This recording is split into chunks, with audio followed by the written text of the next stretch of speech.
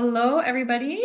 Welcome to Beyond the Cup. My name is Hillary Hochstein. I'm here today with Chris from Gray Fox Brewing in Kelowna. Hey, Chris. Well, How's it going today? it's good. Well, I'm in Kelowna, and any day that it's not on fire is a good day. No kidding. Yeah. Yeah, those beautiful summers are hopefully not a thing of the past for you out in the Okanagan. Well, I had to get you on our little YouTube series here because you're just coming off another national sweep of the gluten-free category, which is so crazy. So Grey Fox Brewing swept our gluten-free category with our 2023 Canada Beer Cup Awards, and Chris has just swept it again at the CBAs just this past week. So what are you doing over there, Chris? What's the secret sauce in this gluten-free beer? Well, it's funny. I mean, I have celiac disease, so I can't drink beer, right? Okay. And I was diagnosed over 20 years ago. And so 20 years ago, all these craft beers you see now, they just simply didn't exist. So I've literally never had any craft beer. So I started producing some of these beers, not really knowing if they were what they were supposed to be, if that makes any sense. Yeah. And my said, "Oh, your beer is amazing," but number one, I didn't know if they were just blowing smoke or if they even knew what they were talking about. So I thought I wasn't super interested in accolades, but I thought if I entered my beers into CBACs, I'll get some feedback, some objective feedback. That was my goal. And funny story, the deadline was to get the beer submitted was only a few weeks after we opened. And I hadn't ever canned beer. I needed to send beer cans. And I didn't know how to do that. So I went down the road to another brewery. I said, show me how to put beer in cans. And they showed me, and I borrowed their steamer and I cranked some cans out, literally the first cans I ever filled, and I sent them off to CBACs. When I got the judges' notes back, the flavor profiles they were describing was nothing like my beer. And so I concluded that they'd all spoiled because I didn't can them, except for the quick witted. It did not spoil, and it won the gold. And they just told me that they loved it. So I thought, I still don't have any feedback. It was great to win the gold. I still don't Yeah. know. Right? So then the Canada Beer Cup came along. So I re-entered in that one. And to my surprise, we swept it. And needless to say, my imposter syndrome ended right there. So you figured out the candy issue, clearly. I figured out the canning issue. I figured out that apparently I do know how to make beer. So yeah, that was very very good to learn. That is so cool. So when did you open the brewery and what's that journey kind of looked like? Yeah, so we opened in December of 2022. We managed to open just before Christmas, um, and so like I say, the deadline was in January, so it was right after that. I mean, it was a long haul. I mean, we had the idea in 2019, and we had planned to open in 2020, but we all know what happened in 2020. And then, so it was impossible to find space. It was impossible to find contractors, and so it ended up being 2 years later. Gotcha. And so, so I'm assuming your celiac disease is kind of the reason that you chose the gluten-free niche.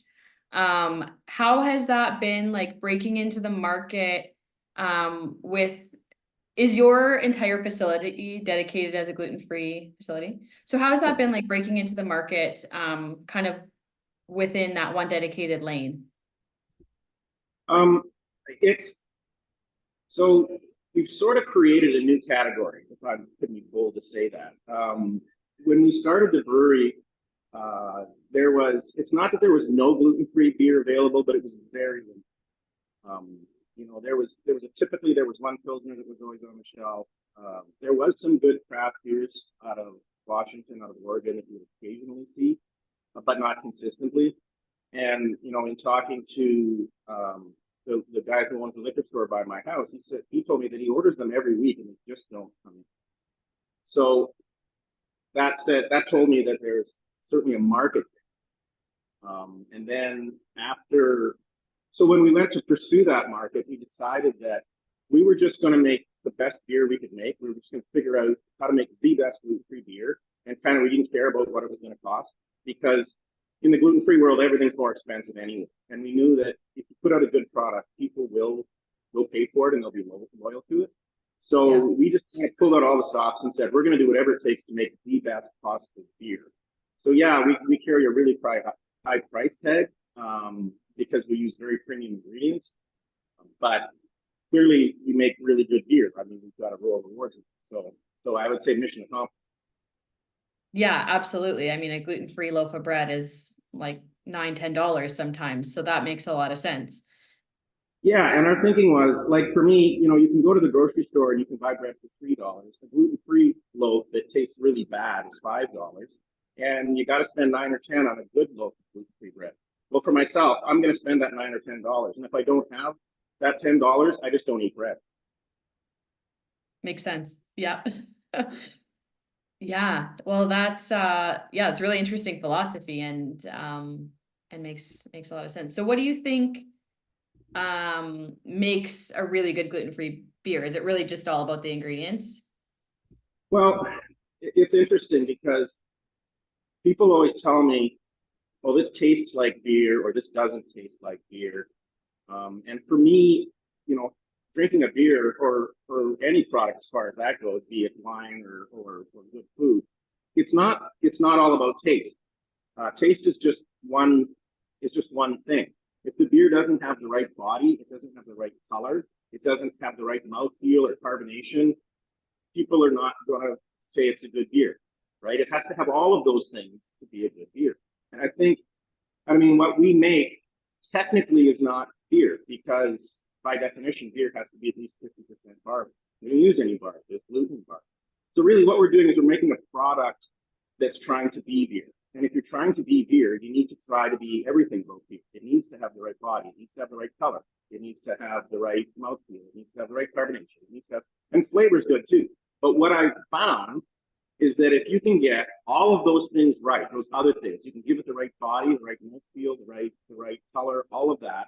If the flavor's a little off, people don't notice. Hmm. Because let's face it, at the end of the day, I can't make millet and rice taste like barley. They taste different. And so we come close by using adjuncts and citrus and things to try and mask the difference. But at the end of the day, it's never going to be exactly the same. But for the most part, people tell me that it is exactly the same. I've only had a small handful of people that have very distinctive palates, because they're either sommeliers or they're beer judges, and they've got very well trained palates. They say there's something a little off about it. So when they say that, I give them some millet and say, chew on it. And they say right away, yeah, that's what I'm tasting. But the average person doesn't pick up, because all of the other properties are correct. That is really interesting. Yet taking that more holistic approach to everything that goes into kind of the sensory experience, I guess. Yeah, exactly. Yeah. So you're probably out buying a new award shelf for all these awards you've been racking up. How has that played a role in the growth of the brewery? Would you say that's had any impact as far as inquiries, sales? Yeah, it's our biggest obstacle. I mean, once people try our beer, they love it and they buy it. I mean, but when you're trying to distribute widely, like we distribute beyond BC, we're in Alberta, we're now talking to, Manitoba, Ontario, other places that are having interest in the product. But the trouble is if it's just a line in the catalog, it just looks like really expensive beer. And so that's been our obstacle is convincing liquor stores to give shelf space to a product that's so expensive and they don't know if it's going to sell through. Um, and so if we can get in and get them to try the beer, then it's a little easier, but it's hard for us to be everywhere. And so when we swept the Canada Beer Cup, the next day, 25 stores placed orders. It was like they were sitting on the fence; they weren't sure, but that award legitimized us. It's like, oh, this must be really good beer. They just won all these awards. So that was an amazing sales day. So I hear all the time from breweries that awards are a waste of time. They don't sell beer. I wholeheartedly disagree. Our awards have legitimized who we are as in the marketplace. That's exactly what we want to hear. And so yeah, that's it's great that you kind of went in with looking for that trained palate feedback, and then this has kind of been the kickback and the result of all that. I know Fawn Weaver at the conference, the US conference in Las Vegas, she really spoke about with her whiskeys, like what a key role those awards have played to the success. So it's always affirming, as a national competition, we put a lot of energy and marketing behind our award winners, and we want breweries to see a lot of value in entering the awards. So I find, hearing those kinds of stories just super affirming. Well, and not only that, there's a lot of beer festivals and events around, and we get invited to most of them. But realistically, I mean, it's just my wife and I that run this place. My wife does all the admin stuff, and it's just me. I mean, we do have a sales agency that does sales for us, but we're pretty limited in what we can do. And so, um, because we have that kind of reputation behind us now as being award-winning beer, oftentimes event organizers or organizations like the BC Ale Trail will take the beer there for us just because they want to have it. And so that really extends our reach a lot. And they like to be proud to say, "Hey, we're pouring you an award-winning beer." Absolutely. Yeah, for sure. So what's next for you? What's next for Gray Fox? And Well, we're actually we've got 4 SKUs in distribution right now. Um, they're not necessarily the award winners, so we're trying to decide, what are we really going to put into promoting moving forward. Like I said, we're in talks with Manitoba, we're in talks with Ontario. I even got a phone call from NSLC in Nova Scotia last week. They're talking about placing a special order. So I think we're really focusing right now on increasing our distribution. We're doing a lot of work right now on digital media. It's one thing to be on store shelves; it's another thing for people to go in and buy it. So we're trying to up our media game and do some advertising to try and sell the beer through quicker. Um, what we're finding, the Celiac Association will tell you that 10% of people avoid gluten for one reason or another, and there's really only one other dedicated gluten-free beer brewery in Western Canada, and he's very small and doesn't do distribution. So we're kind of the only player. So you'd think that would be a huge market for us. But the reality is that people who are gluten-free don't drink beer. And that's either because it's never agreed with them or they tried some of the gluten-free ones and didn't like them. So we have a big job ahead of us to educate that population that you really can have a good beer. You just need to find the right one. And we hope that's Grey Fox. yeah, absolutely. Well, your product speaks for itself because it's been blind tasted by national panels of judges. Canada Beer Cup likes to boast that we have the most prestigious judging panel in the country, and they thought you were the best across the board. So I'd say the product speaks for itself, and hopefully more folks will take a chance and try it. And Well, actually, a really proud moment for us is we did enter some beers in the BC Beer Awards, um, and I sort of did it without thinking. I entered them in the alternative grain category, not thinking about the fact that we're the only BC brewery that does that. So there was no competition. So they canceled the category and moved my beers into the regular category, unbeknownst to me. And our humble lager actually got an honorable mention. So, so I think that was a pretty big win for a gluten-free brewery to get an honorable mention. And BC beers have a pretty high reputation. Let's say maybe in the top of the country. So the fact that we could place in the BC Beer Awards against all the regular beers, I think that just speaks volumes. absolutely, that's a huge deal.